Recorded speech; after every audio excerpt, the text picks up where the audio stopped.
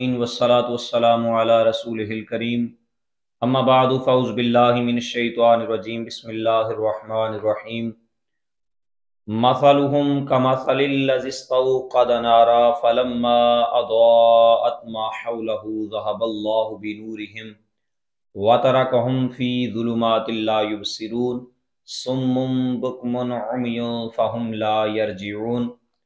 अल्लाह ताला की हम्द व सना के बाद तर्जुमा अल्लाह ताला ने लाराइब किताब के अंदर इरशाद फरमाया, उनकी मिसाल उस शख्स की तरह है जिसने आग रोशन की, फिर जब उस आग ने उसके आस पास को रोशन कर दिया तो अल्लाह इनका नूर ले गया और उन्हें तारीकियों में छोड़ दिया, उन्हें कुछ दिखाई नहीं दे रहा।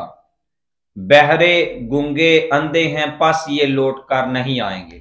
ये उन लोगों की मिसाल है जिन्हें अल्लाह ताला ने कुछ हदायत दी या उस पर कुदरत बख्शी, फिर उन्होंने इसे ज़ाया कर दिया और अबदी दौलत को हासिल ना किया।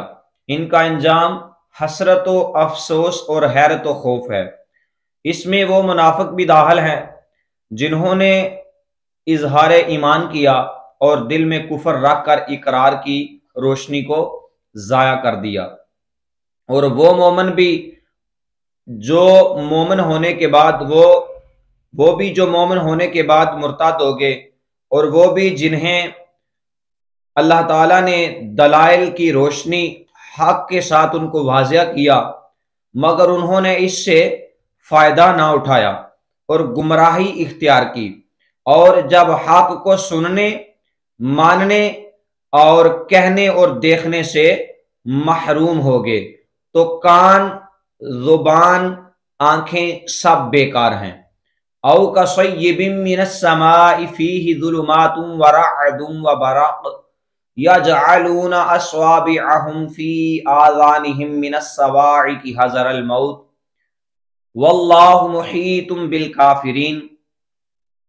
और फरमाया, या उनकी मिसाल आसमान से उतरने वाली बारिश की तरह है जिसमें तारीकियां और गरज और चमक है। ये जोरदार कड़क की वजह से मौत के डर से अपने कानों में उंगलियां ठोस रहे हैं, हालांकि अल्लाह काफरों को घेरे हुए है। और आगे फरमाया कि यकादुल बरकु यख्तफु अबसारहुम कुल्लमा अज़ाअ लहुम मशौ फीह व इज़ा अज़लमा अलैहिम क़ामू वलौ शाअल्लाहु लज़हबा बिसमइहिम व अबसारिहिम इन्नल्लाहा अला कुल्लि शैइन क़दीर। बिजली यूं मालूम होती है कि इनकी निगाहें उचक कर ले जाएगी, हालत ये कि जब कुछ रोशनी हुई इसमें चलने लगे, और जब इन पर अंधेरा छा गया तो खड़े रह गए, और अगर अल्लाह चाहता तो इनके कान और आंखें सलब कर लेता, क्योंकि इन्नल्लाह अला कुल्लि शैइन कदीर, मेरा रब हर चीज पर कादिर है। हदायत के बदले गुमराही खरीदने वालों की दूसरी मिसाल ये बयान की गई है, और ये उन मुनाफिकीन का हाल है जो दिल से इस्लाम कबूल करने और इस्लाम को मानने या ना मानने के बारे में रहते थे। इनके बारे में इरशाद फरमाया, जिस तरह अंधेरी रात और बादलों बारिश की तारीकियों में मुसाफिर होता है, जब बिजली चमकती है तो कुछ चल लेता है, और जब अंधेरा होता है तो खड़ा रह जाता है, इसी तरह इस्लाम के गलबे और मोजज़ात की रोशनी और आराम के वक्त मुनाफिक इस्लाम की तरफ राग़िब होते हैं, और जब कोई मुशक्कत पेश आती है तो कुफर की तारीकी में खड़े रह जाते हैं और इस्लाम से हटने लगते हैं, और यही मकाम अपने और बेगाने मुखलस और मुनाफिक के पहचान का होता है। मुनाफिकों की इसी तरह की हालत सूरत नूर आयत नंबर 48 और 49 में भी बयान की गई। फरमाया, अल्लाह हर चीज पर कादिर है, हर शय पर।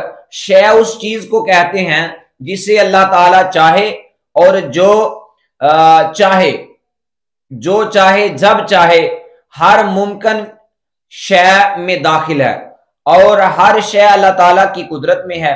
जो मुमकिन नहीं बल्कि वाजिब या मुहाल है, इससे अल्लाह ताला के इरादा और कुदरत का ताल्लुक ही नहीं होता। जैसा अल्लाह ताला की ज़ातो सिफात वाजिब है, इसलिए कुदरत के तहत दाखिल नहीं। मसलन ये नहीं हो सकता कि अल्लाह ताला चाहे तो अपना इल्म खत्म करके बेइल्म हो जाए माज़अल्लाह, या झूठ बोले माज़अल्लाह। याद रहे कि इन चीजों का अल्लाह ताला की कुदरत के तहत ना आना उसकी कुदरत में नुक्सो कमी की वजह से नहीं, बल्कि ये उन चीजों का नुक्स है कि इनकी ये सलाहियत नहीं कि अल्लाह ताला की कुदरत से मुताल्लिक हो सके। फरमाया या अय्युहन्नासु उबुदू रब्बकुमुल्लज़ी खलक़कुम वल्लज़ीना मिन क़ब्लिकुम लअल्लकुम तत्तक़ून। ऐ लोगो, अपने रब की इबादत करो जिसने तुम्हें और तुमसे मिन क़ब्लिकुम, तुमसे पहले लोगों को पैदा किया, ये उम्मीद करते हुए कि तुम्हें परहेजगारी मिल जाए। सूरह बकरा के शुरू में बताया गया कि यह किताब मुत्ताकीन की हदायत के लिए नाजिल हुई। फिर मुत्ताकीन के औसाफ जिक्र फरमाए।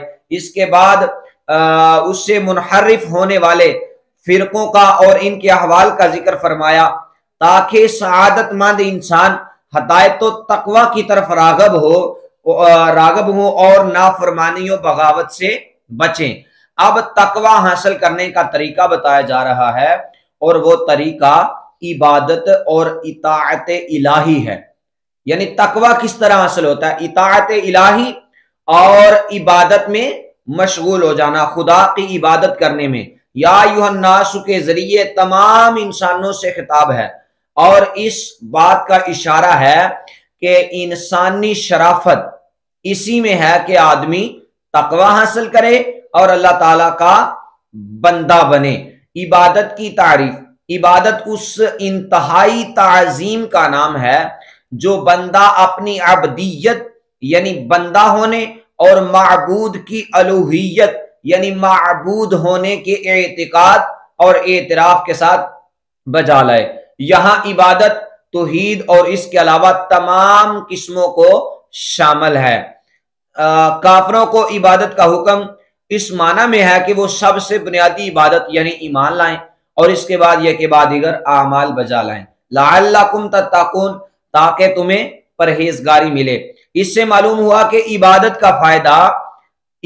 का फायदा आबद ही को मिलता है, यानी इबादत करने वाले को, जबकि अल्लाह ताला उससे पाक है कि उसको इबादत या किसी चीज से नफा हासिल हो। मिसाल के तौर पर यह समझाया जा रहा है कि जो बंदा अल्लाह की इबादत करता है, जो खालिक कायनात की इताअत करता है और उसका अपने माबूद को मानता है, फरमाया अगर वो ना भी माने ना भी इबादत करे तो अल्लाह तबारक व तआला को इस चीज का कोई नुकसान नहीं पहुंच सकता।